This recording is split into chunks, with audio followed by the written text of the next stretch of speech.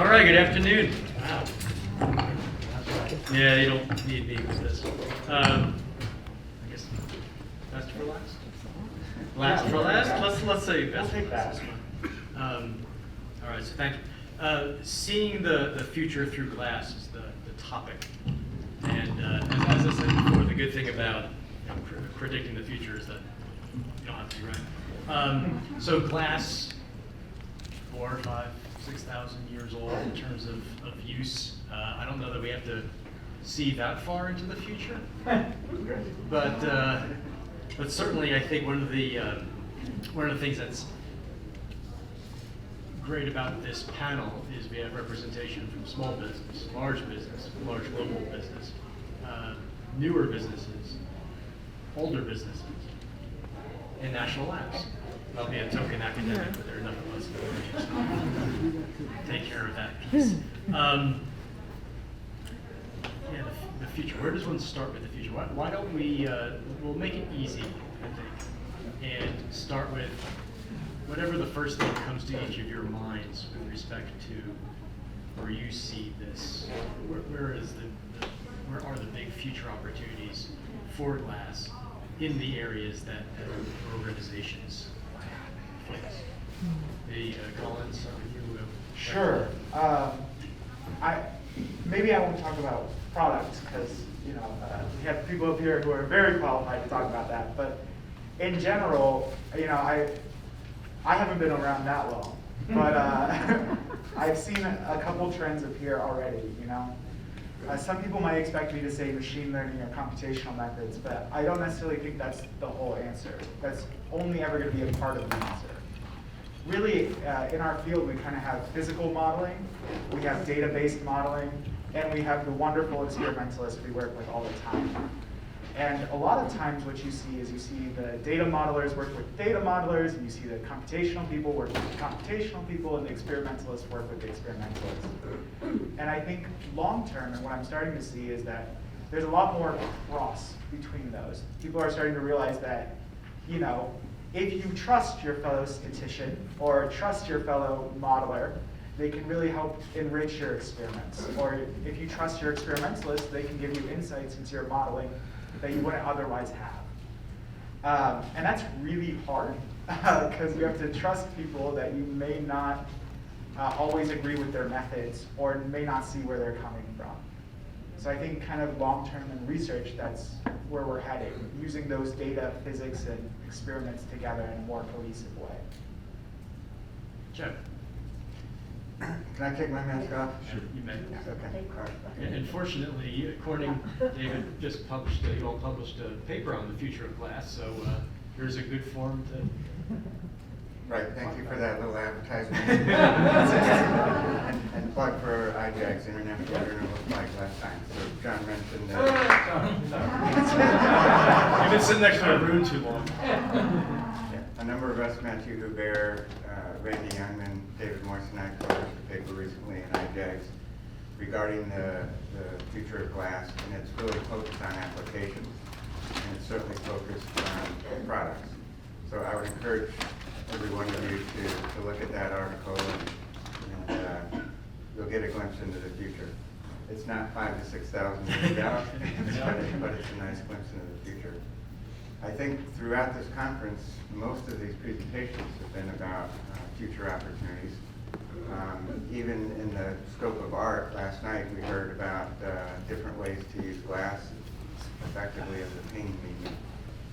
But I think with the global climate issues that we have, we heard indicators that there's so much that we can do, so much to address related to process, how we manufacture glass, and the emissions related to manufacturing of glass. I appreciate the fact that yesterday Ndog talked about the relationship to how much energy is required to make something, but by using products wisely, they can save energy in the long term. So we need to think about that.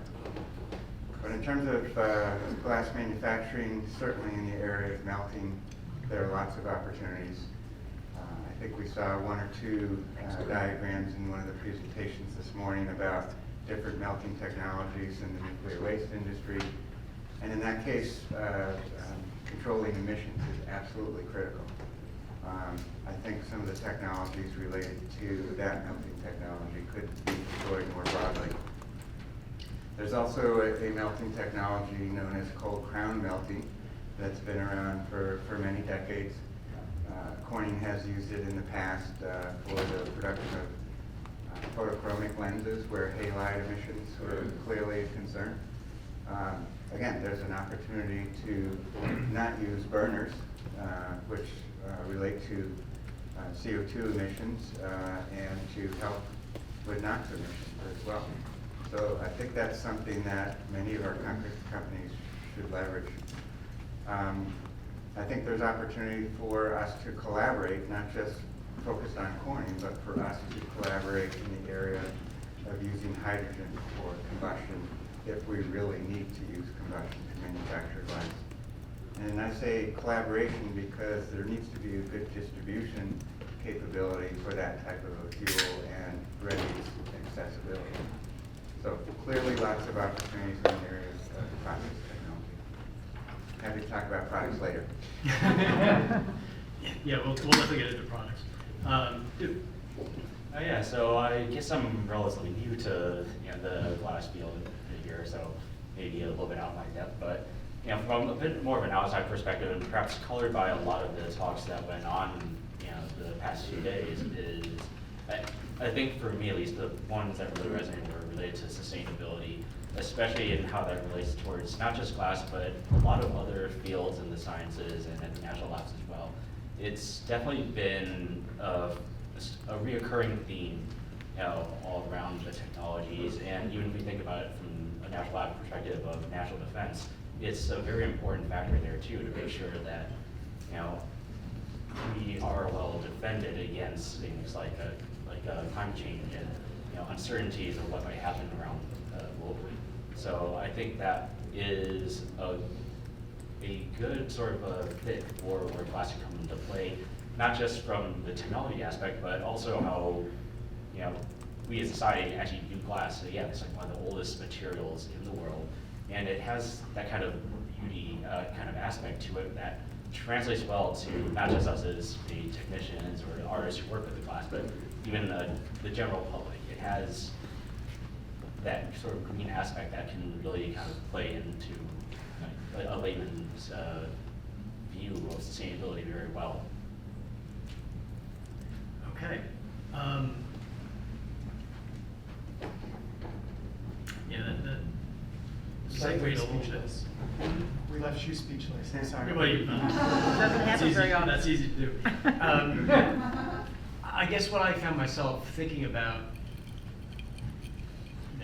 as you've been talking through these things is we all, whatever it is that we do individually or organizations do, or even when you're constructing, agenda for conferences like this, you go into them with a plan. We want to talk about this, we want to talk about this, and use the speakers thing. So I always find myself thinking about, what don't we know, right? You bring speakers up because they know something, and you want to hear what it is they know. Right?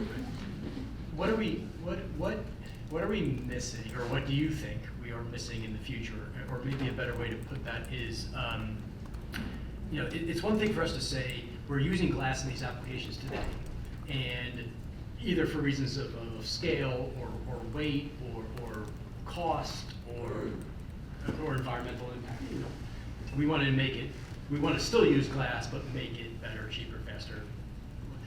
Where do you see, again, what don't we know? Where are there opportunities? Where do you think or see or you just noodle about on the weekends where there is a transformative opportunity for glass where it isn't used today?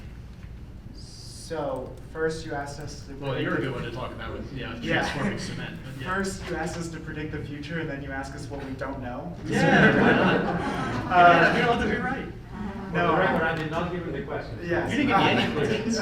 For the record, you didn't give me any. I'm making this up as we go along. So, in my opinion, I think one of the great things about glass that is kind of underutilized. If you look at the history of glass, it's always been, for color, for transparency, it's always been about the optical properties. But glass is also one of the few materials, I think probably one of the only materials, that is continuous in nature. Meaning that you can have 1% of something doped in, you can have 1.25%, you can have any percentage doped into another glass. You can make it out of pretty much anything. So you can have this continuous stream. While if we think about crystalline materials, you have to have specific stoichiometric ratios. And so because of that, there are just inherently so many more glasses than there will ever be crystals. And on top of that, many of the glasses, most of the glasses we have been made have more than 50% silica and have dopings between 0 and 20% of different elements. So in terms of our total capacity and our total ability to explore this space, it's very low, and we've done very little in terms of exploring into new regimes. The exploration, I like to tell my students, if you don't mind me pontificating for a second, is that if you have two components, that's like walking along a sidewalk and finding someone, right? So if you have like sodium and silica, let's say you add calcium, you have sodium, calcium, and silica.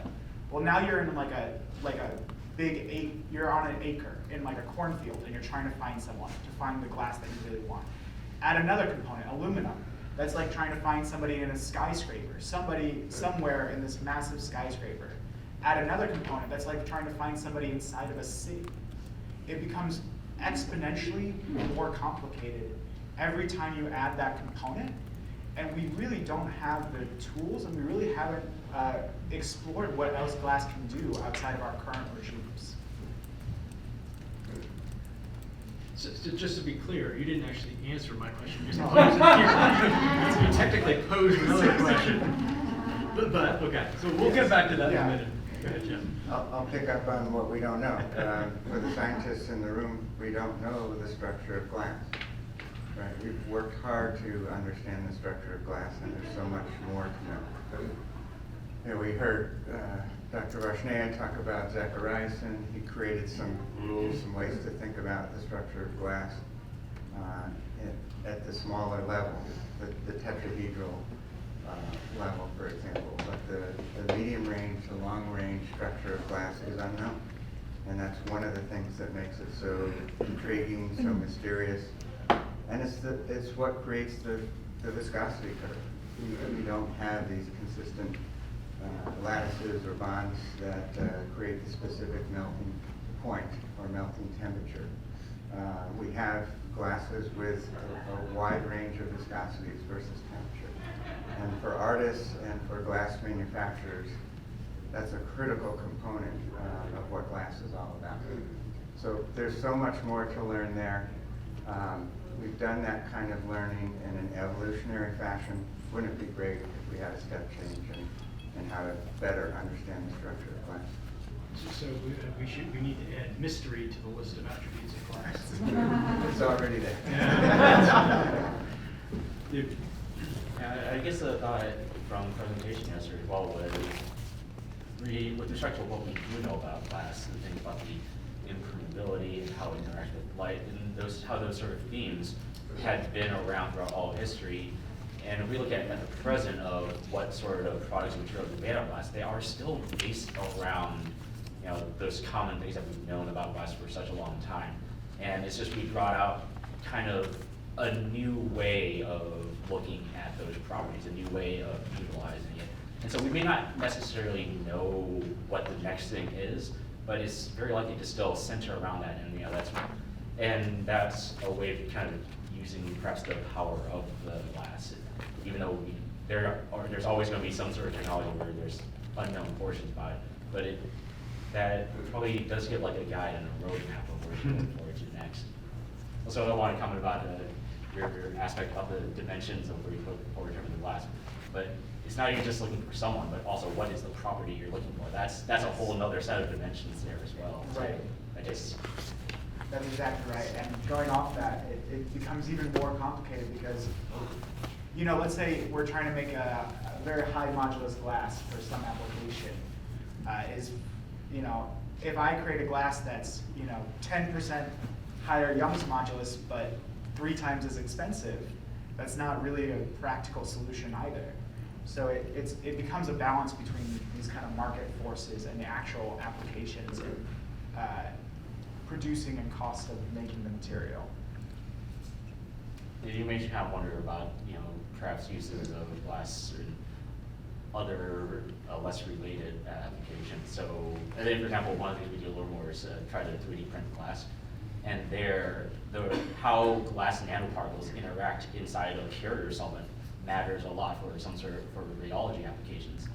And depending on what those glass nanoparticles are made out of, that's going to change just this viscosity of a mixture so much. And that's just such a wide unknown that we have. So we're checking off some of the boxes of things. We've talked properties and compositions, beginning to get a little bit into manufacturing. Jeff mentioned some of this as well, and applications. So I guess following on to your comment about, for example, additive manufacturing, things like that, where do you each see, again, potentially transformative manufacturing tools or manufacturing approaches over the reasonably near-term future that can also be transformative, that are unique to glass? Why don't you start, since you're the additive manufacturer of the crew? Yeah, so, not just in glass, but in a lot of materials development, additive manufacturing has been something that's been growing quite tremendously in the past several years and even decades, especially as certain patents related to additive manufacturing have been released more to the public. And I think a portion of the power in that is that more people now can have access to try to make new materials or new sort of geometries and structures that haven't really been readily available before.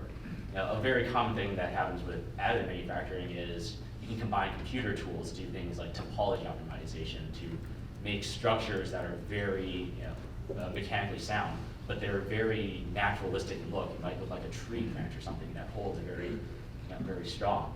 And that's something that advanced manufacturing technologies can sort of bring to the table. And I will say it's not just additive manufacturing, there are other kinds of methods as well. I think from the KIT group over in Germany, they've also made a thermoplastics and glass composite material that can be shaped through standard thermoplastic processing and then sintered into a transparent glass afterwards.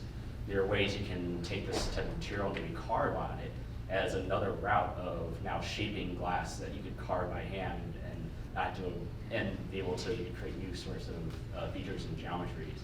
And what we do with additive manufacturing is not just changing the geometry, but the actual composition of the overall material. Because it's being additive manufactured, you could put different compositions into the specific locations of the actual final product to try to get even more degrees of freedom for a final product. And so because there's now some openings of newer manufacturing processes, it's just, we need more designers to tell us what to make. So that's interesting. Jeff, what would you say Corning's having a 150-year bag of tricks for making all sorts of glass forms? What excites you, Director of Glass Research, for manufacturing in the future? Well, one of the things that excites me, but also, in a sense, troubles me, is that we have this challenge of marrying a product with a process. We deal with that every day. So he talked about 3D printing, which is a discontinuous process, but most glass manufacturers make glass continuously. And every glass has a liquidus temperature and a related liquidus viscosity. Most of us in school learn about phase diagrams, binary, ternary phase diagrams, for example. But most of the glasses that we manufacture are 5, 6, 7, 10 components. And so trying to visualize that, trying to understand that is difficult, but in manufacturing, you have to understand that because you can't manufacture a glass if it devitrifies or crystallizes in an uncontrolled way. So every time we design a glass, it has to be partnered with a process. So I think that process innovations, once again, could really open our toolbox in terms of the products that we can make. Wow, that's really hard to follow. No, I completely agree. I think the idea of just, every glass has a unique viscosity curve, liquidus temperature, different requirements in terms of critical quench rate, will it phase separate, all these kind of things that drive me crazy when I predict a glass and it won't form the way I want. These are all things that we realistically have to deal with, and any extent in which we gain more tools for production means that there's a new whole region of possible glasses opened up, because every single manufacturing technique allows for different properties of the glass to be manufactured in that route. Just to re-emphasize what you said, I don't think I have anything actual substantive to add. John, so what happens when we have these, thinking of the art side of this, we have these glasses that are very compatible, that Dan can make in a whole bunch of different colors. What happens when we hand a 3DP machine to an artist and say, you can put this color exactly where you want it and build something from it? And I was actually thinking this morning about glass, painting glass for the colorblind, because now you know how that works, Yeah. right? So those types of things. You can paint 3D structures now out of glass. Yeah. 3D paint. That actually, it's almost as if you were reading my notes that I was scribbling as of. Because we keep seeing some of these themes coming back. I mean, that's not surprising at all. In the beauty, the mystery of glass, right? Whether it's composition, form, process, function, all those things. So we've talked about elements of that. We've talked about aspects of, again, properties, experimental modeling, and then Jeff, to your point about what we learned in school, right? Phase at best maybe ternary phase diagrams. Can we circle back to the other panel, which was the workforce panel, right? So thinking about, since our task is the future, we didn't say it was the future of glass research. We just said it's the future of glass. So with what has been said before and what you are each thinking about at your organizations, what is the future of glass as relates to needs within workforce, within education, beyond the previous panel discussed? Where does So, that go? Let me just preface it with one other thing. My meandering preamble was supposed to portray that this material that we all love for all these different reasons, as it has gotten bigger in terms of utility, there's that much more we need to understand about it. And there's so many more dials we have to turn. You can't teach all that. In a 2-year, a 0 year, a 2 year, 1 year, a 2 year, a 4 year, So what does that look like moving into the future? What does the glass scientist of the future need to look like? So in my opinion, Glass artist, scientist. what glass people in the future need to look like is that at the end of the day, fundamentals are fundamentals, right? We all need to understand what a viscosity curve is, what a liquidus temperature is if we're a scientist, or if we're a glass blower, we need to know not to grab the hot side. I'm sorry, I'm sorry, that was really bad. But there are fundamentals that we need to know in all of our crafts. And so the fundamentals across this need to be the same. If I talk to Jeff about liquidus temperature, we should know exactly what we're talking about.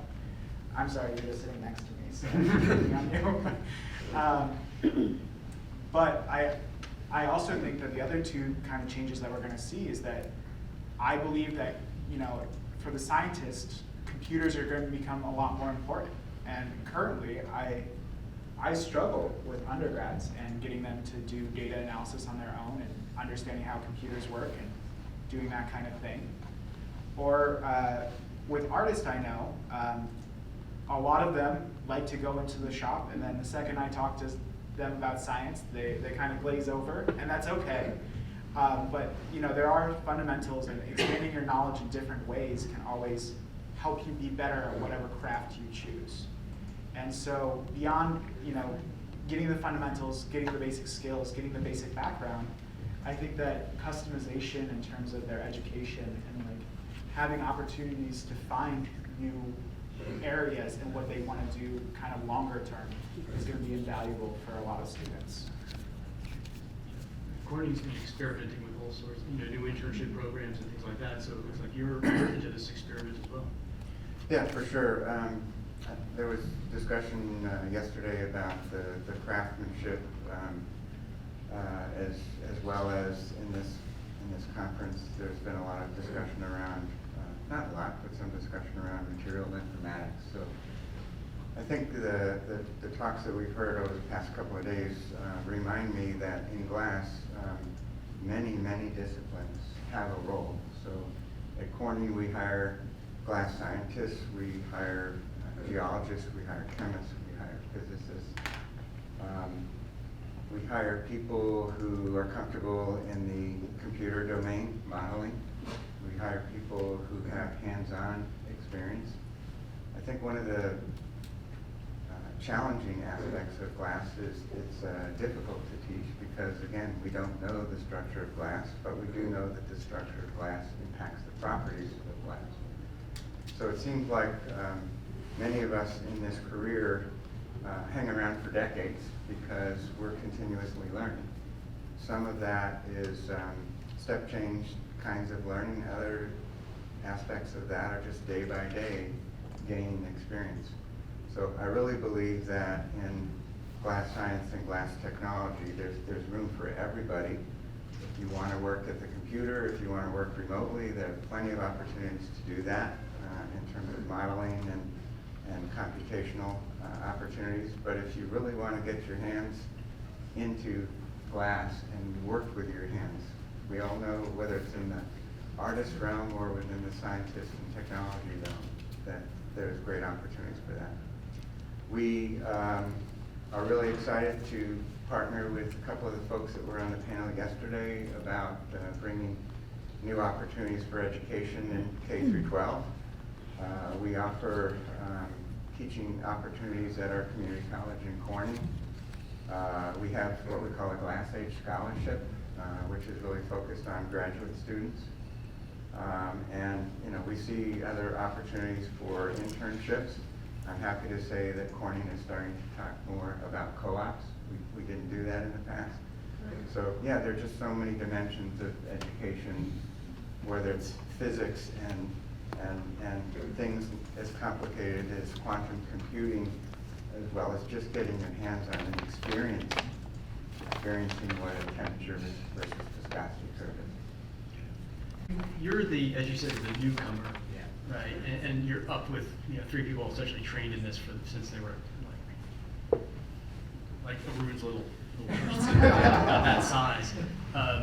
So how about a perspective from somebody who is kind of new to this, and what you've had to kind of learn on the job versus what you now would look for in new hires in your area?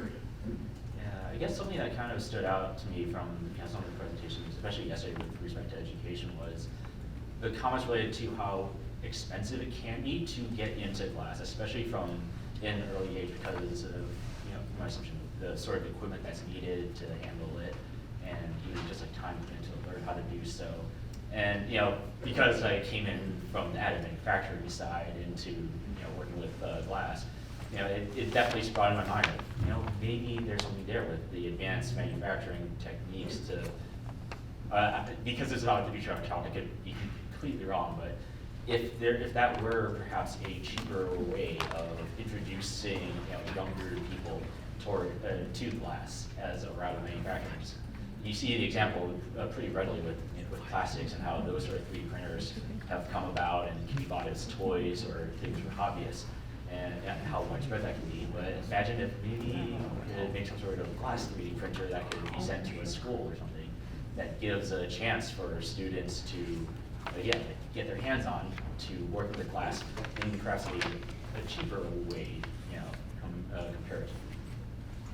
But it's dependent that the technology itself is cheap enough, but that would be really wonderful, I think. Quickly, then Alicia, then Steve.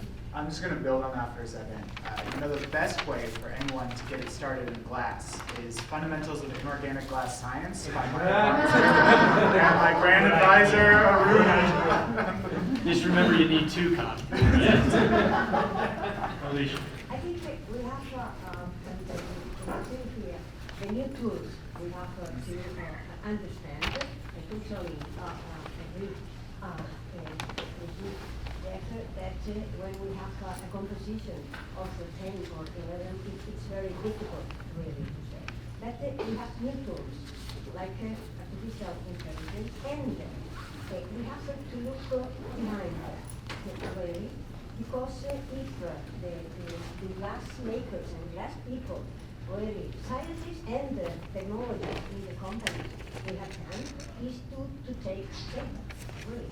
So we have to sit there and to make a type of data mining, really, taking the data we have produced. Really, if you take the Moray book, for example, you look at he has made thousands of experiments. Really, that they are there, really. And looking at the Corning or Schott or Simon, really, they have in the 60s when the phase equilibrium phase diagram were made, they have thousands, millions of data. We have to take this data together and to put in the machines for machine learning. Really. Not only to look behind and then to advance with this. Absolutely So, right. I completely agree. I'd like to, before Steve, he's giving me that look. He's Always like, you go before Steve. I know we've mentioned machine learning a lot, and I would like to just kind of demystify it for a second, right? AI, machine learning, you can kind of read these headlines all over the news and get really excited. I like the AI is coming for your job. They can't drive a car yet, but it's going to replace your job next year.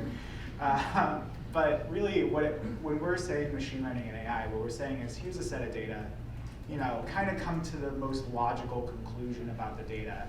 And that's something we can do pretty easily as humans in 2 dimensions, 3 dimensions, 1 dimension. The reason AI becomes so powerful is because, I don't know about you, Jeff, but I have a really hard time thinking in 4 dimensions. So AI is just, because AIs can be tuned to think in whatever dimensionality that your problem is in, it can make a better conclusion. It can come to simpler conclusions. It can draw that line through the data a lot better than we can, just because we're limited to the number of dimensions. In 2 or 3 dimensions, it's not going to do anything, incredible, any different than what a human can do. And if you could think in 4 dimensions, you could just be as good as the machine learning.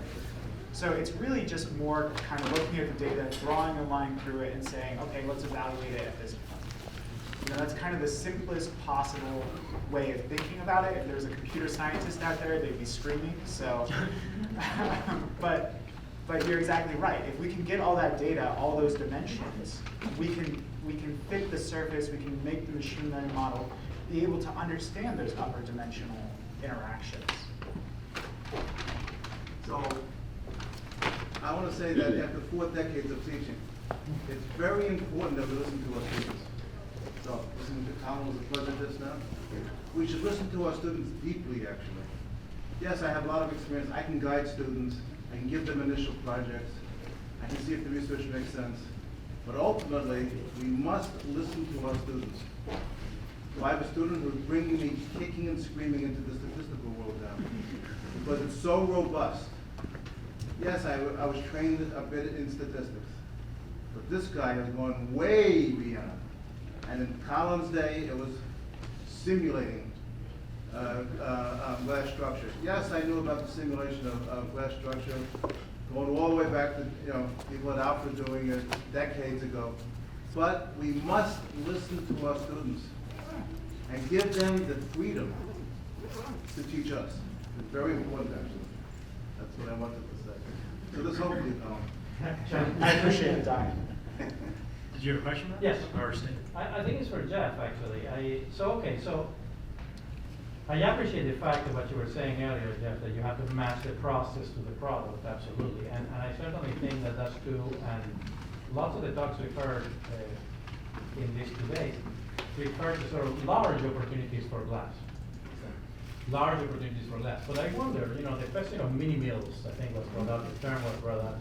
And I wonder if you feel that there are opportunities there in, whether it was a beaker sized production, right? Or maybe with 3D printing, beaker sized production of things that are essential, high cost, high value, but not necessarily something that a large company may take on just because of the adaptation cost. So I wonder if you see that maybe that's another way in which glass can grow through a million small opportunities rather than something very large that's going to involve, 70,000 metric tons of whatever. Right? Well, as you know, as we heard yesterday, the story of Mosai is a perfect example of that. I think in maybe an intermediate realm between that and soda lime glass manufacturing, Corning kind of plays in that middle ground. We typically produce glass in relatively high volumes, but we're looking for high value product opportunities where there's a significant need and people are willing to pay for that. Unfortunately, one aspect of our history is that we've gotten out of businesses over time because they've become less profitable. Some of that is related to the expiration of intellectual property.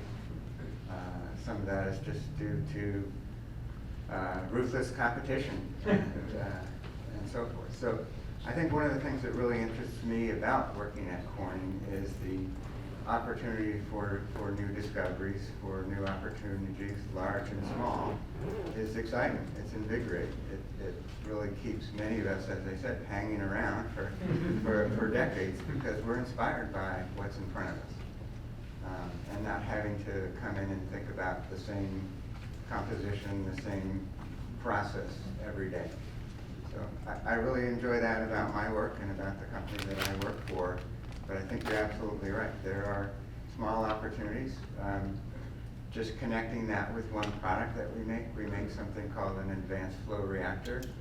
It's not for making glass, it's for processing chemicals at very small volumes or in a way that's safer than large chemical reactors. It's an opportunity for entrepreneurs to do catalytic reactions or what chemical reactions at a small scale and to start in the laboratory and perhaps scale from there. Cool. Thank you. Yep.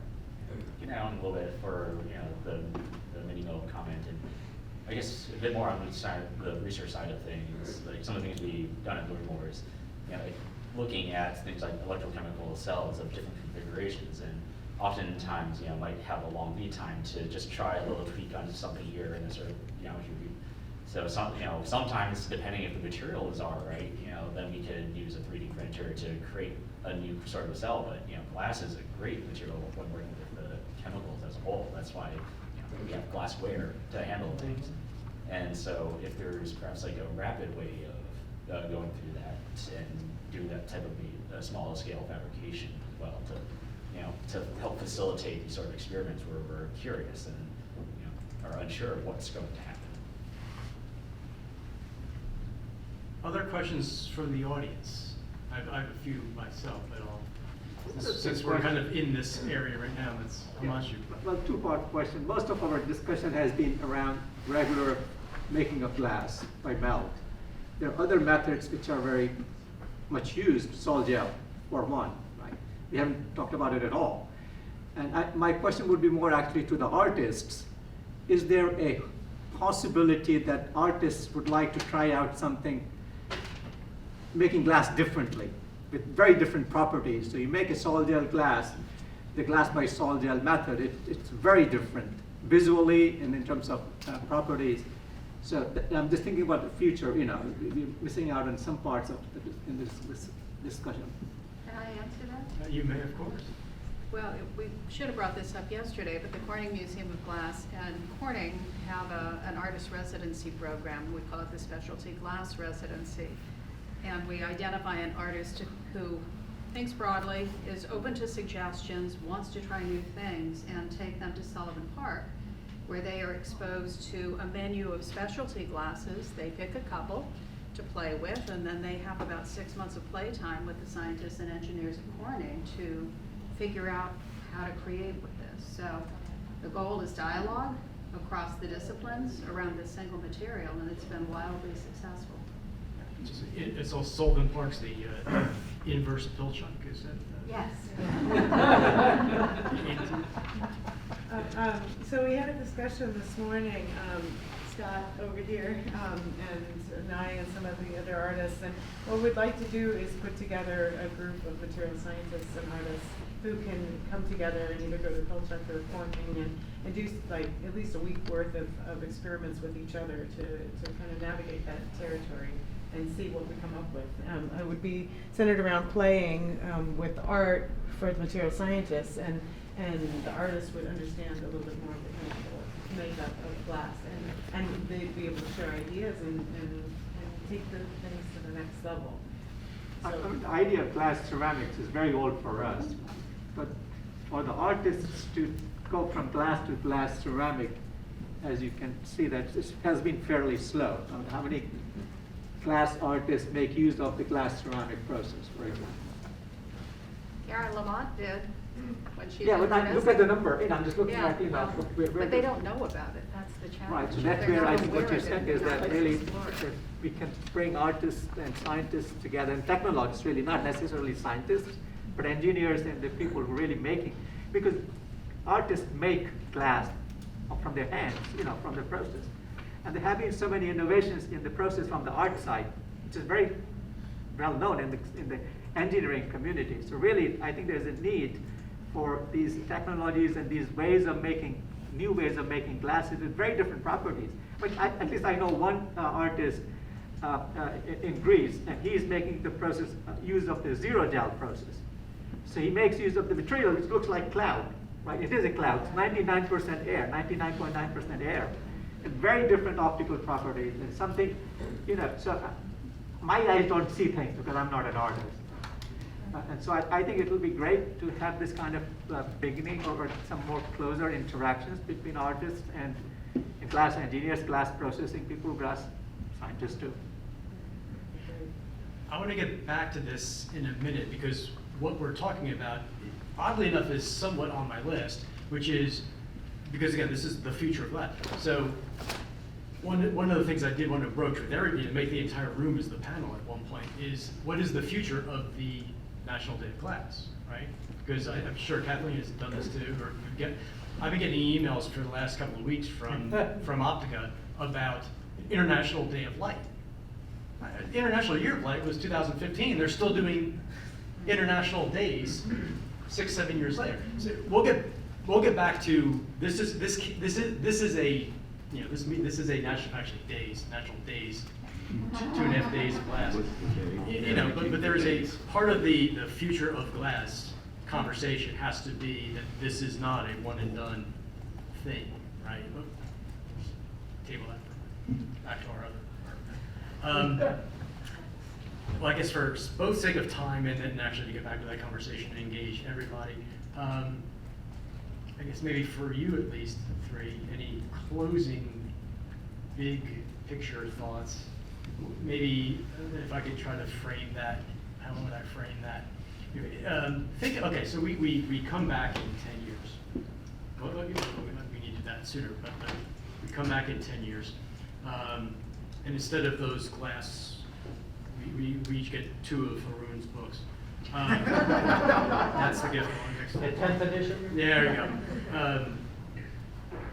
What do you hope you can, we'll do a similar panel and you look back over the intervening 10 years from today to that day. What if you were a crystal glass ball, what do you see? So what I would hope is kind of twofold. First, I would like to see our community larger. I think we're growing, and I think it's always important to make sure that new people are coming in and interacting and are bringing new thoughts and new ideas into our community. And the other thing I would like to see, completely different, is more glass products that are non-optical and are more targeted towards, I know, I'm sorry.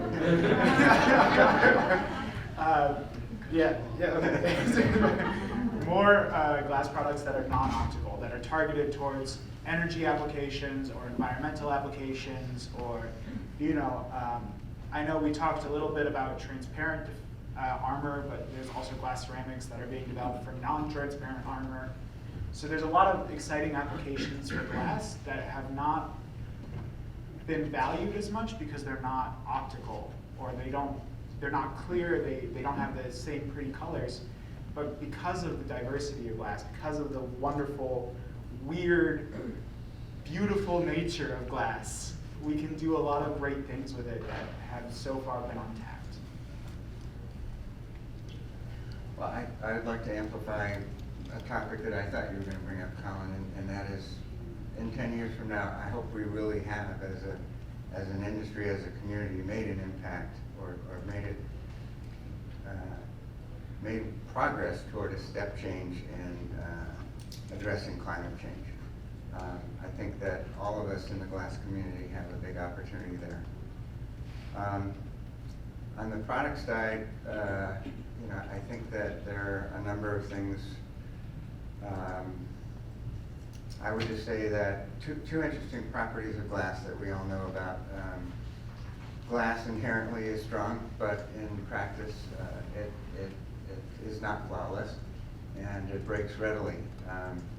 We've been working on different ways to strengthen glass. There are many ways to do that, and I expect to see more progress in that regard.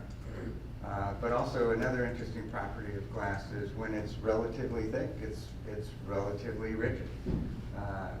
It doesn't bend. But when glass is thin, like an optical fiber, it does bend readily. And our ability to contain light at absurd bending radii, and to be able to use thin glass in other dimensions, not just in the form of a fiber, but in flat panels, for example.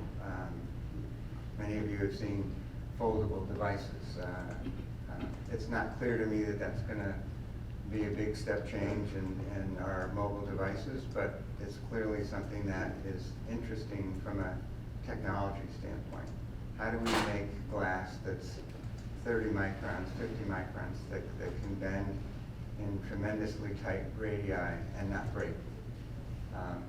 One clue to that, one tool might be the marriage of organic materials with inorganic materials. Some of you know, John must know, that optical fiber is actually composed of glass. That's what we talk about. That's where the light is guided. But it's coated by 2 layers of polymer for protection. It keeps the glass tremendously strong, but it's absolutely necessary for bundling and cabling in order to maintain its attributes. I think the same will be true in terms of foldable devices. It's essentially the same problem in a different dimension. So I think there will be more impact in that arena.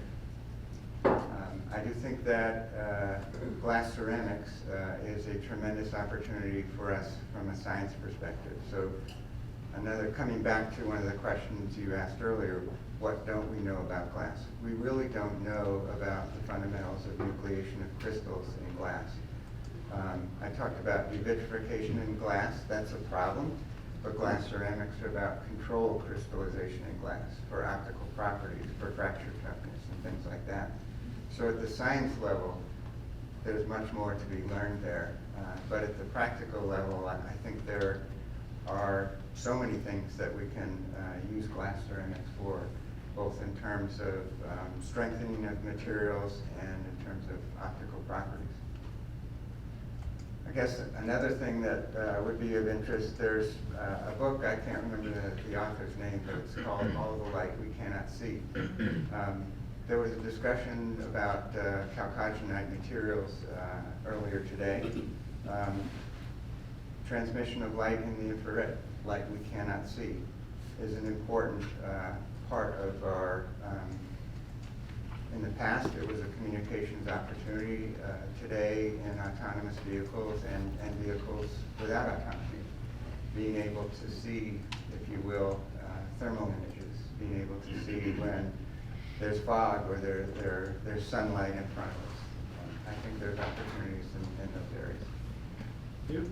Well, it's hard to add on to it. So, you know, again, from the outside perspective, I think, you know, what we had mentioned earlier, like I've had a wonderful time at, you know, for this National Day of Glass, and I think it'd be wonderful to have, you know, that kind of wider audience, to have a better exposure of, you know, glass and where glass has really made an impact in, you know, our world as a whole. It's been really eye-opening to be able to see that. And so, you know, in the next year, it'd be great to expand upon that so that more is known and, you know, to bring in more minds and more thoughts in terms of like what can happen next. You know, on a more specific level, I really like the sustainability aspect again. It'd be nice to have that kind of point of, all right, glass has fixed this one problem somehow. And it reminded me actually of a comment just during lunch. Someone was mentioning, oh, we're at the National Day of Glass, and our lunch sandwiches are in plastic. So, if I can, I'd like to share one sentiment that was shared with me at one point, which was I like golf and glass for the same reason, because even though I'm terrible at both, they're still fun. Well, and with the Masters going on, you couldn't have timed that anyway. Okay, so by my clock, we got about 5 minutes. So, well, okay. Any other questions for the panel from the audience? Kathleen? I've got a comment, and I think I'm going to say, because I'm an older person in the room, even though I color my hair probably better than some of the others. Thank you. I will offer the comment because I've been sitting here and listening to these comments, especially on the sustainability side. Many of us in our community have sat through moments, and I know in GOMD we've done it a lot, where we said, darn, we lost that opportunity to be the lead organization on sol gel. Or darn, we lost the opportunity to be that lead organization on optical fiber because another professional society picked it up, took it, and owned it. And we know from the business side of the Ceramic Society, having a few of those key topical areas kind of under our expertise is really important. And I think, and I can't remember, it was one of either Vahid or Sam Rubin said this morning, with regard to recycling or upcycling or sustainable disposal of waste, we as a community have an opportunity to step up and take ownership. And no offense, Jeff, I'm sure Corning's working on it, LightPath's working on it for different reasons, and chalcogenides. These need to be done at the local level, but we as a community could align ourselves and put ourselves together in some kind of an entity which we could go at together that knows no boundaries of industry, academia, or professional society. I think we have a chance to take ownership of this in a big way and get probably some financing to support that. The government is looking for opportunities. And I think, how do we do this? And I don't know, Irene, if we put this on as a target discussion point for GOMD or MS&T, but we have a chance to get together with leadership from our organizations to say what, even if it's a bite-sized focus, even if it's just getting our waste all to Colin and to Phil. We'll take it. Just figuring out how to do that in a cost-effective way where we can cover that cost or whatever to start to organize. Because we have a tremendous opportunity in that area, and it's high visibility right now, and that means someone else could probably pay for it. So I encourage us to think about how we might want to do that. And I didn't even think about waste from the art side, but only because I don't think about that, I've got other toxic ingredients to think about in my life. So, but I'm sure that that's something that could be all-encompassing. And I'll just close by saying, inclusion of the art community. We have been so fortunate to have all of you here, and it was, is Judith here? Because I have to be No. careful of what I say. Thank you. You know, it was so refreshing He's and so recording you, positive. just That's for okay. the record. Thank you, Mario. It was so refreshing to have we made an intentional effort to have the artists in the room and part of this discussion. And it was an education for us to make sure we were including the right people, and I'm sure we forgot some people. But having that perspective and the perspective that you brought to this meeting, we so appreciate. And we very much, I'm gonna go on the record to formally invite you to be part of our glass and optical materials division. Because what you can bring, not to separate out of any of your existing organizations, what you can bring it really enriches us. And we have had quite a while since we've had an infusion of new membership in our area. So you can bring ideas for solving problems. The recyclability one is just one. But thank you, Carol, and I wasn't know if that was Megan in the back or whoever. Natalie. Natalie, thank you. But I think we have a real opportunity here, and I think coming together as all of us would be great. So- Can I add one more prism to that, however, because I am an art historian, so my story is about the past. I know how much the Lycurgus cup has knocked your socks off as scientists, but that's one example of a very special ancient glass. And you have many compatriots in the archaeometry community who study archaeological glass. And they publish their data, and that data is all available for you to look at as well. So don't hesitate to pick up one of those journals, including the Journal of Glass Studies sometimes, and understand what was happening 1,000 years ago, 2,000 years ago, because it might help you in the present and the future too. Yeah, I go in the same way of Kathy. Really, we have the opportunity. This has been really an example of how to advance. Putting together science and technology, academia, and companies, art and education. These are the goals, really.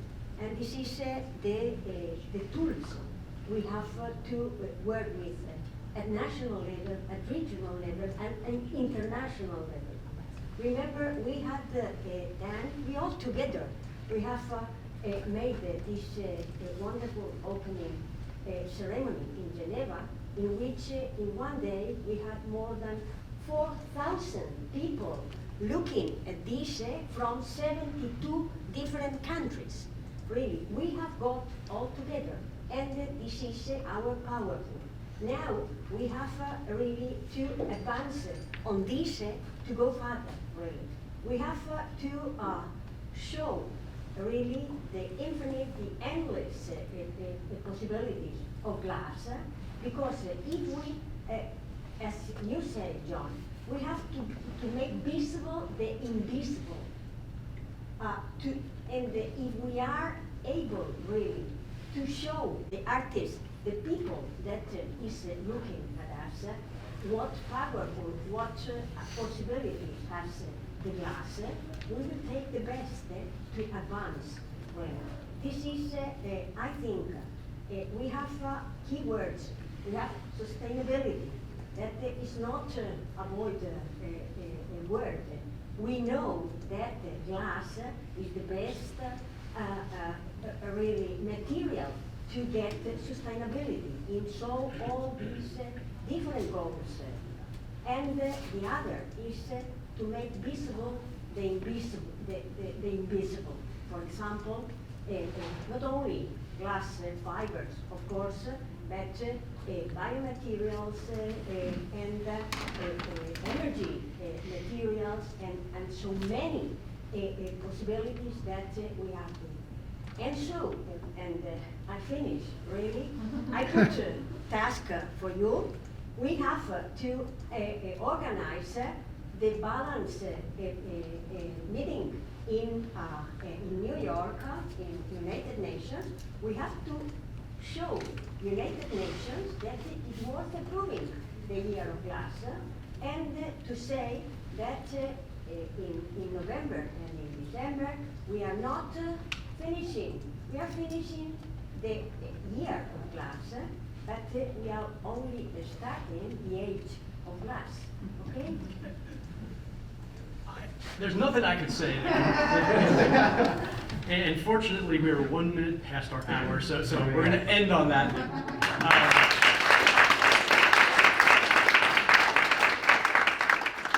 Thank our panel. Kathleen, would you like to take us out? Yeah, I'm gonna take us out. Oh, this sucks. That's your invitation. Thank you. So, thank you, John, thank you, panel. Thanks to all of you that stuck it out through all of this. It's been quite an amazing few days, what a ride. I said to Andrea Ross, I said it's like a wedding. You plan for a year for the wedding, and I had to plan my dress as well, you know, because Gabby says I have to be glittery, so I'm glittery. No, but seriously, it's been a labor of love for all of us, and the most important part of it was having you here and having such a diverse perspective of opinions, of comments, of experiences. I was sincere when I mentioned inclusion of the art community. You bring such a rich contribution to our division. We do have an art conservation, archaeology and conservation division as part of the Ceramic Society. We also do a lot in the ceramic arts, not so much in the glass arts, so we would welcome your participation at whatever level.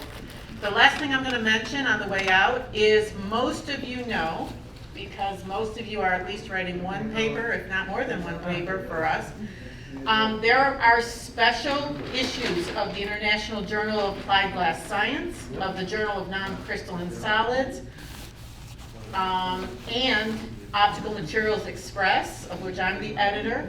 So there are several of us that are highlighting with peer-reviewed publications many of the key topics that we've covered today. And all of these, at least those that I'm aware of, most of them, some may be invitation only, but certainly the Optical Materials Express one, we're taking submitted papers as well, and there's still time if you can write fast before the end of the month, which is our submission deadline.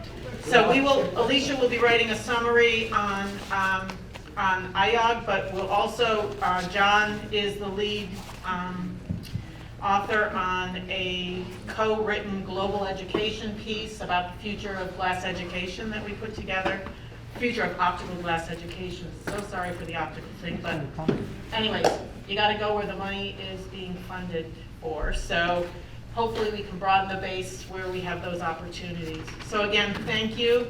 Thank you to the ACER staff. Thank you to all of you. Safe travels home.